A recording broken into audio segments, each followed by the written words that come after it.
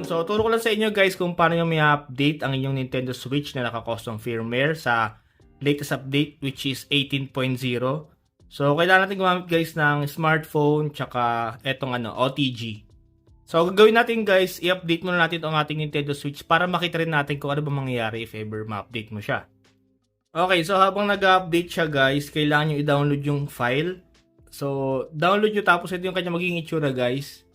Ayan, 18.00 na file. So, naka-zip yan. So, extract po natin yan.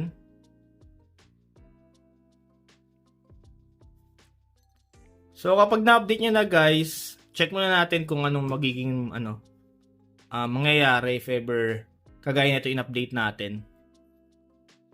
Ito guys, try ko sa aking OFW. Ayan, so nagaganyan siya guys, no? So, if ever mangyayari sa inyo yan, so, gagawin po natin is, yung files natin dito sa ating Nintendo Switch, papalitan po natin siya ng bago, yung latest.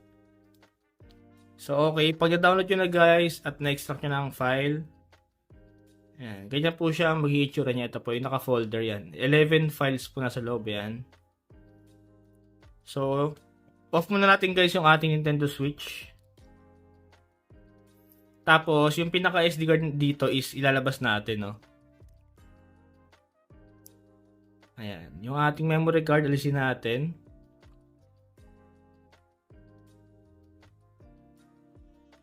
Ayan, tapos, lagay natin dito sa ating OTG para mabasa ng ating smartphone. Ayan. So, kung wala kayong OTG, pwede nyo gamitin computer. So, itong file na to guys, lilipat natin sa ating SD card. So, plug natin guys yung ating OTG. Tapos, punta muna tayo guys sa ating SD card. Yan. Ito po yung laman. So, gawin natin guys, delete muna natin yung atmosphere tsaka bootloader. Yan, dalawa lang na yan. Delete natin.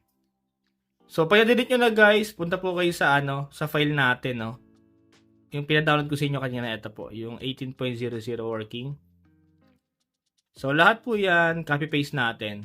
Yan. Select all, copy. Tapos, lagay po natin siya sa ating SD card ng ating Switch. Copy here lang po. Tapos, pag may lumabas na ganyan, replace lang. Yun, so kapag nakopy nyo na guys, yung ating file is, yan po yung magiging itsura niya. Yan po yung laman. So, make sure lang guys na nakopy lahat ha. Tapos, eject na po natin yung ating SD card.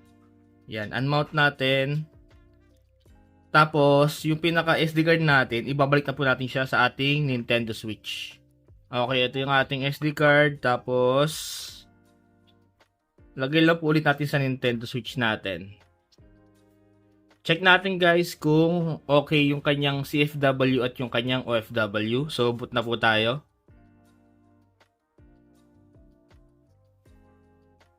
Okay, try muna natin guys sa CFW.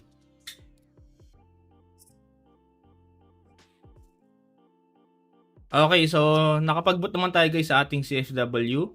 So, try mo natin guys pumunta sa may OFW. Restart po ulit tayo.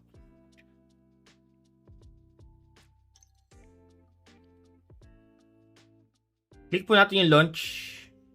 Tapos, ito po, OFW tayo. So, kapag hindi po kayo nakapag-boot sa CFW or sa OFW, double check nyo po or ulitin nyo lang po yung process. Delete atmosphere tsaka yung bootloader na folder tapos copy nyo lang po ulit yung files.